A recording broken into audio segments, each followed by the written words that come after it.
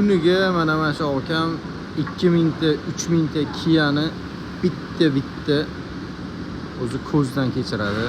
Braklarini ajratadi alohida. Unaqa dars ketgan, singanlari chiqib qoladi orasida braklar, bularni alohida skoch tortib olib qo'yadi.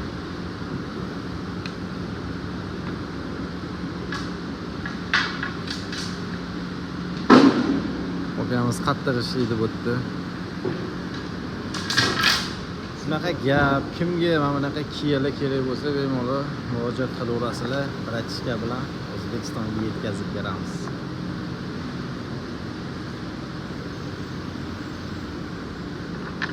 Bu yerda mana tayyorlari.